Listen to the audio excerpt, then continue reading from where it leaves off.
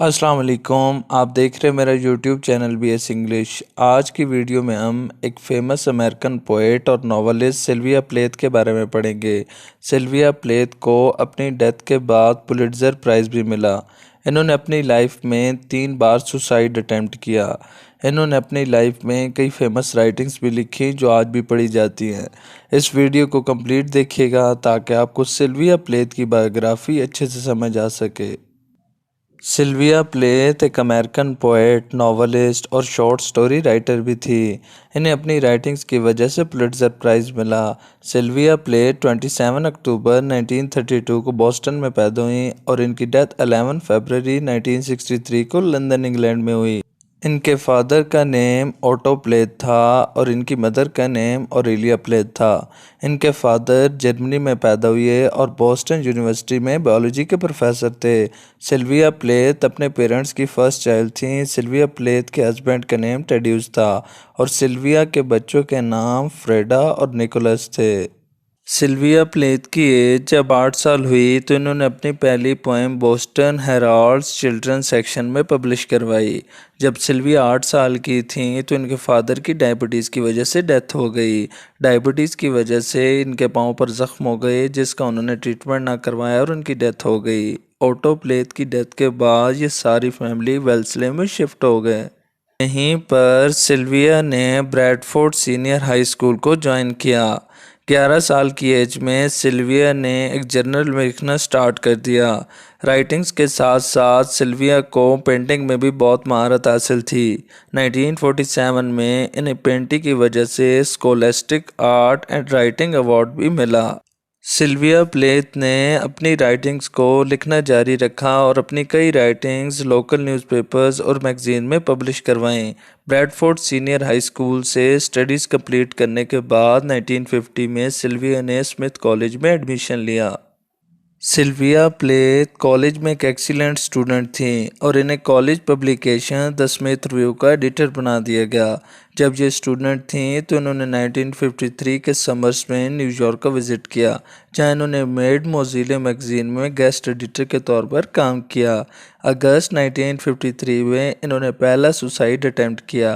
प्लेथ ने sleeping pills लेकर ख़ुद को ख़त्म करने की कोशिश की, लेकिन सिल्विया बच गई और 6 माह तक इनका ट्रीटमेंट चलता रहा। सिल्विया को ज़हनी दबाव से बाहर निकालने के लिए इलेक्ट्रोशॉक थेरेपी भी दी गई।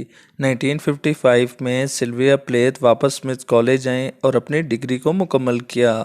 1955 में स्मिथ कॉलेज से ग्रेजुएशन कंप्लीट करने के बाद इन्हें अपनी poem two lovers and a beachcomber by the real sea के लिए ग्लासगो प्राइज़ भी मिला। इसके बाद इन्हें फुल ब्राइट स्कॉलरशिप मिली जिसकी वजह से इन्हें कैम्ब्रिज यूनिवर्सिटी में एडमिशन मिला। सिल्विया फुल ब्राइट स्कॉलरशिप पर ही कैम्ब्रिज में दाखिल हुई। फरवरी 1956 में इनकी मुलाकात अपने फेलो पोएट टेड्यूस से हुई। सिल्विया ने टेड्यूस को बहुत एडमायर किया। दोनों एक दूसरे को पोइम्स भी लिखते थे। जून 1956 में दोनों ने लंदन में मैरिज की। इन्होंने अपना हनीमून फ्रांस और स्पेन में गुजारा। इसके बाद सिल्विया लंदन वापस आई तो इनकी स्टडीज़ का सेकंड ईयर चल रहा था। सिल्विया प्लेथ ने इस वक्त एस्ट्रोलॉजी में भी इंटरेस्ट लेना स्टार्ट किया। 1957 में सिल्विया और प्लेथ यूनाइटेड स्टेट्स वापस आ गए। इसके बाद सिल्विया ने स्मिथ कॉलेज में पढ़ाना स्टार्ट किया, लेकिन कुछ अरसे बाद अपनी टीचिंग ड्यूटीज़ की वजह से ये बहुत फ्रस्ट्रेट हुई क्योंकि इन्हें अपनी राइटिंग्स लिखने के लिए बहुत कम वक्त मिलता था। इसका नतीजा ये हुआ कि सिल्विया बॉस्टन शिफ्ट हो गई। बॉस्टन में सिल्विया दिन में जनरल हॉस्पिटल में रिसेप्शनिस्ट की जॉब करती थी और शाम को एक पोएट रॉबर्ट लॉवेल के सेमिनार्स को अटेंड करती थी। प्लेथ 1959 में इंग्लैंड वापस आई। 1960 में सिल्विया ने अपनी first collection of poetry publish की जिसका नेम द क्लॉसेस था। ये पोइट्री कलेक्शन यूके में पहले रिलीज़ हुई और इस पोइट्री कलेक्शन को यूके में अच्छी खासी पजीराई मिली। 1960 में सिल्विया की एक बेटी पैदा हुई जिसका नेम फ्रेडा था।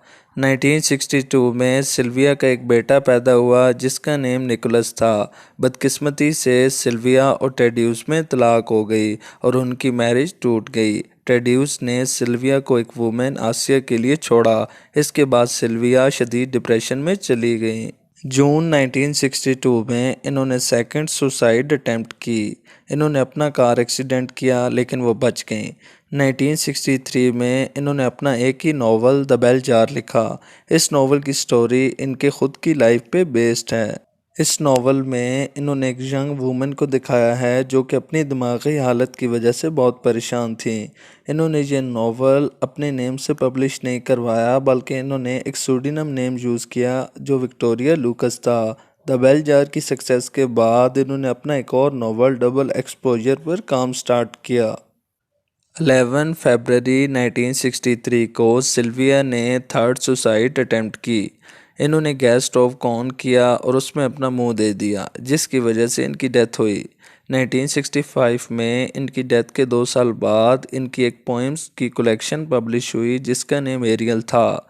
1971 में इनकी डेथ के 8 साल बाद इनकी 2 और पब्लिकेशंस रिलीज़ हुई जिनमें 2 मोर वॉल्यूम्स ऑफ पोइट्री और winter trees and crossing the water शामिल हैं। इनकी डेथ के बाद इनके कई लेटर्स और जर्नल्स भी पब्लिश हुए। 1975 में सिल्विया की मां ने कुछ लेटर्स को पहले एडिट और सिलेक्ट किया। ये लेटर्स इन्होंने लेटर्स होम के नेम से पब्लिश करवाए। 1981 में इनका poem work the collected poems publish हुआ। 1982 में इस वर्क की वजह से इन्हें पुलिट्जर प्राइज़ भी मिला। ये प्राइज़ सिल्विया को उनकी डेथ के 19 साल बाद मिला। 1982 में इनकी जवानी की कुछ डायरीज पब्लिश हुई जिसका नेम द जर्नल और सिल्विया प्लेथ रखा गया। सिल्विया की राइटिंग्स में मोस्टली डार्क थीम्स को डिस्कस किया जाता था जिसमें मेंटल इलनेस और सुसाइड शामिल हैं। 2003 में सिल्विया प्लेथ पर एक बायोपिक बनी जिसमें एक एक्ट्रेस गेविनथ पैल्ट्रो ने टाइटल रोल निभाया। 2009 में सिल्विया के बेटे ने भी अपनी मां की तरह सुसाइड कर लिया। सिल्विया की बेटी फ्रेडा ह्यूज आज भी जिंदा हैं और वो एक आर्टिस्ट और पोएट हैं और बच्चों के लिए किताबें भी लिखती हैं। 2012 में यूएस पोस्टल सर्विस ने सिल्विया प्लेथ के नाम पर एक स्टैम्प जारी की। आई होप आपको सिल्विया प्लेथ की बायोग्राफी अच्छे से समझ आई होगी। मेरे चैनल को लाइक और सब्सक्राइब करें। मिलते हैं नेक्स्ट वीडियो में। अल्लाह हाफिज़।